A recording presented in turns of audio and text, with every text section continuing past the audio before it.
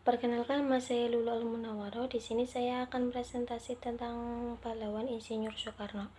Insinyur Soekarno, Presiden pertama Republik Indonesia ini bernama Soekarno atau mungkin lebih akrab mendengar panggilan Bung Karno. Soekarno lahir di Blitar pada 6 Juni 1901. Masa kecil Soekarno hanya beberapa tahun hidup bersama orang tuanya di Blitar.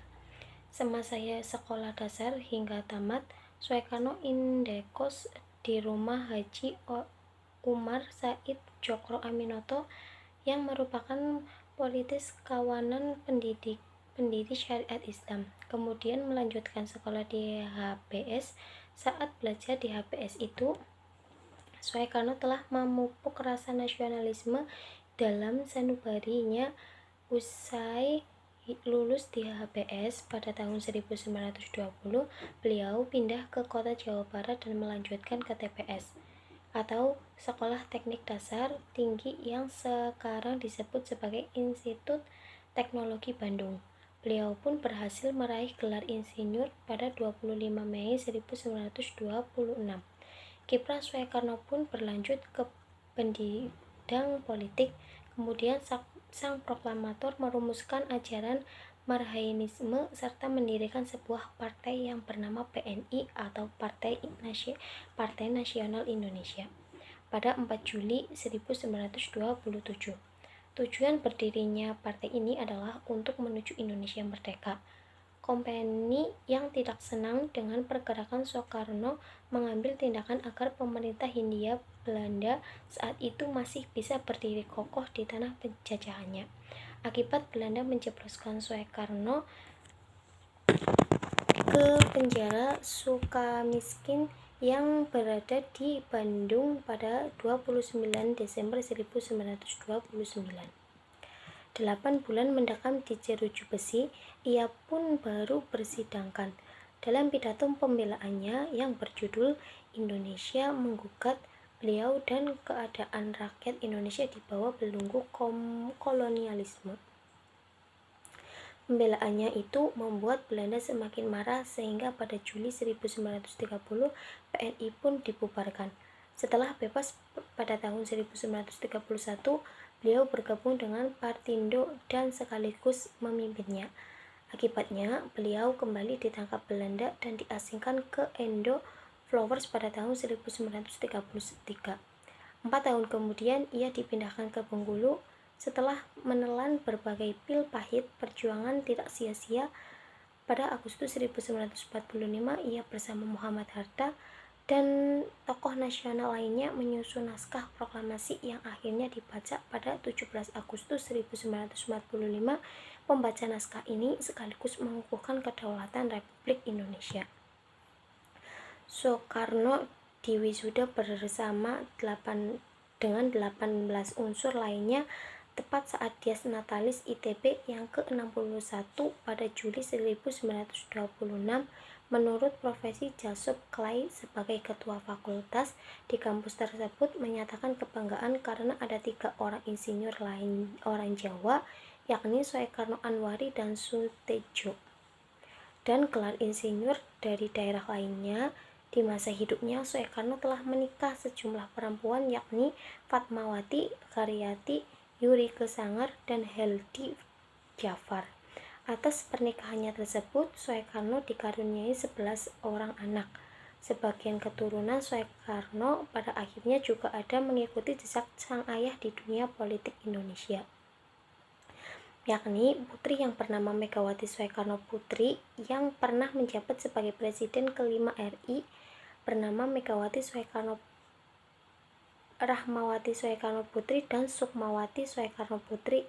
Putranya yang pertama dengan Fatmawati, Guntur Soekarno Putra, justru tidak terjun ke dunia politik seperti dirinya dan adik-adik perempuannya. Kisah Soekarno dan Hatta yang gandruh menulis. Menulis bukan hal yang asing bagi Soekarno dan juga Muhammad Hatta. Malahan founding father ini sudah mengakrabinya sejak umur muda dan punya khusus untuk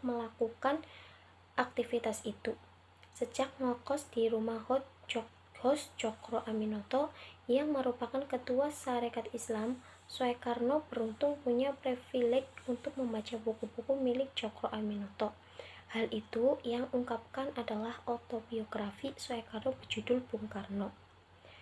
Penyambung lidah rakyat Indonesia, buku-buku yang dianggapnya berharga itu rupanya membawa wawasan Soekarno. Ia pun mulai aktif menuangkan pemikirannya melalui tulisan. Artikel pertama Soekarno kemudian terbit pada 21 Januari 1921 di halaman depan koran Otosan Hindia milik Sarekat Islam. Soekarno bahkan kemudian diminta untuk menulis rutin di koran itu menggantikan Cokro Aminoto. Kira-kira ada 500 tulisan Soekarno yang dimuat di koran itu.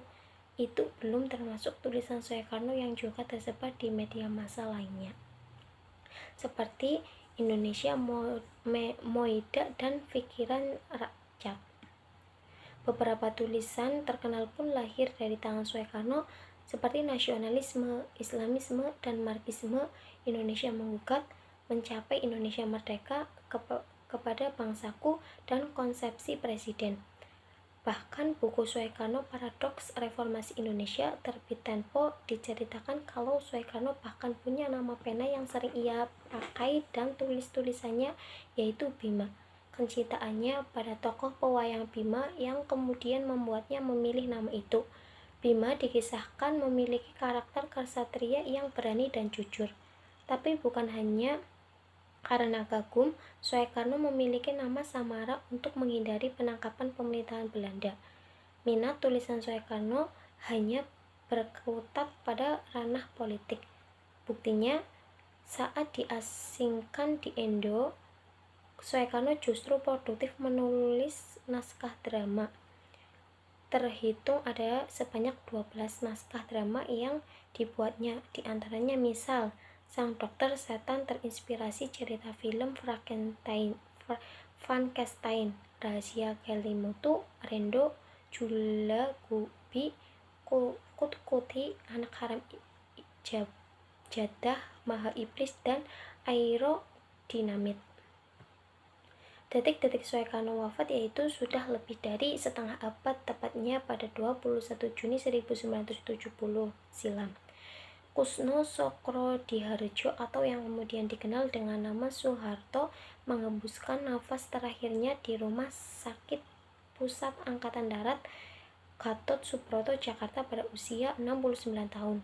Menurut beberapa sumber, Presiden pertama Indonesia itu telah memiliki penyakit tekanan darah tinggi dan penyakit ginjal selama 5 tahun terakhir.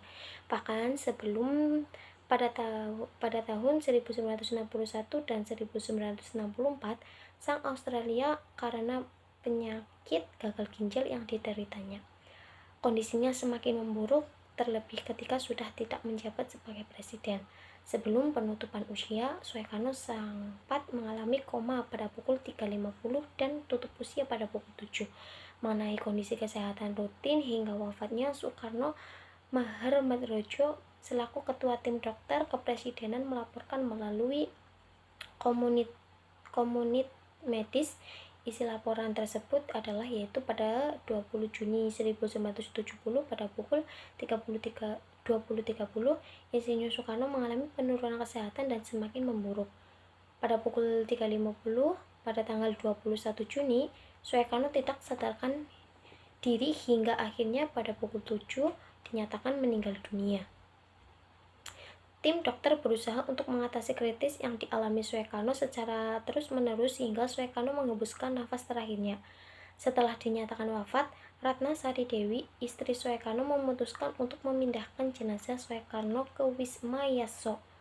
Soekarno pernah berpesan kelak apabila wafat, jenazahnya ingin dimakamkan di daerah Periangan, tepatnya di bawah pohon rindang dengan gemercik air mengalir di bawahnya. Kemungkinan tempat yang dimaksud Soekarno adalah Istana Batu Tulis Bogor. Namun, melalui keputusan Presiden Republik Indonesia, pemerintah Soeharto memutuskan kota Blitar, Jawa Timur sebagai lokasi pemakaman Soekarno. Pemilihan Blitar sebagai tempat peristirahatan Soekarno oleh pemerintah Orde Baru dengan alasan bersebelahan dengan makam Ibunda.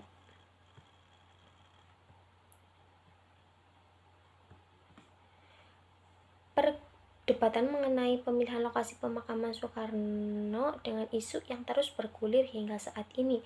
Pasalnya, Soekarno yang merupakan salah satu pahlawan Indonesia justru dimakamkan di Blitar, bukan di Taman Makam Pahlawan Kalibata.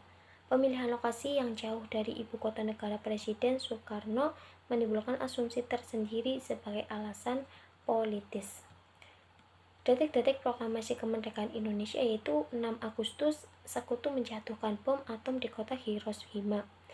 7 Agustus, Jepang membentuk panitia persiapan kemerdekaan Indonesia. 9 Agustus, Sekutu menjatuhkan bom atom kedua di kota Nagasaki. 15 Agustus, Jepang menyerang tanpa syarat kepada Sekutu, berita didengar oleh golongan pemuda.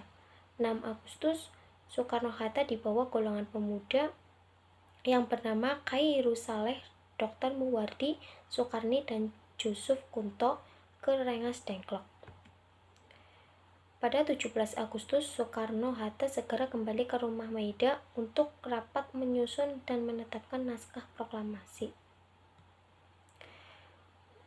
Kemudian, penghargaan yang diterima Insinyur Soekarno yaitu perlu ketahui bahwa kehebatan Soekarno tidak hanya di dalam negeri melainkan juga diakui di dunia. Sesama hidupnya, Soekarno telah memperoleh banyak penghargaan yang Soekarno punya selama kiprahnya di dunia politik, terutama perjuangannya atas kenegaraan. Ada 25 penghargaan yang diterima Insinyur Soekarno.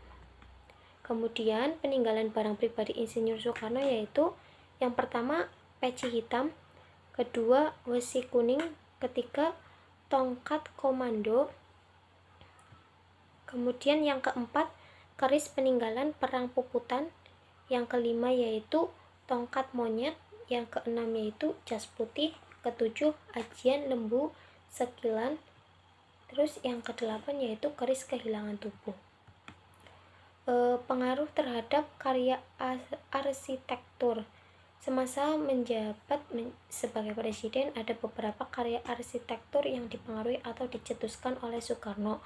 Juga perjalanan secara maraton dari bulan Mei sampai Juli pada tahun 1956 ke negara-negara Amerika Serikat, Kanada, Italia, Jerman Barat, dan Swiss membuat cakrawala alam pikir Soekarno semakin kaya dalam menata Indonesia secara holistik dan menampilkannya sebagai negara yang baru merdeka.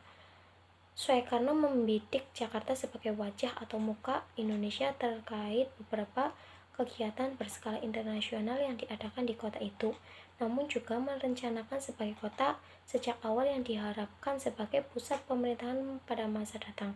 Beberapa karya yang dipengaruhi oleh Soekarno atau atas pemerintahan yang dikoordinasinya dengan beberapa arsitek seperti Wederi Siblabin dan R.M. Sudarsono. Dibantu beberapa arsitek junior untuk visualisasi. Beberapa desain arsitektural juga dibuat melalui sayembara.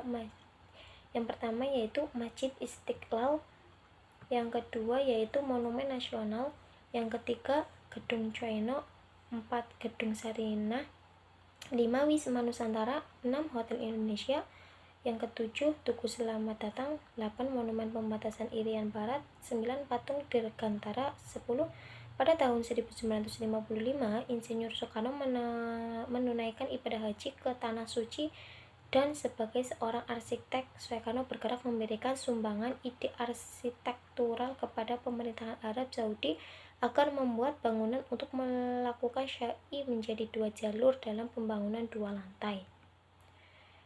Kemudian yang ke-11 yaitu rancangan skema tata ruang Kota Palangkaraya yang diresmikan pada tahun 1957.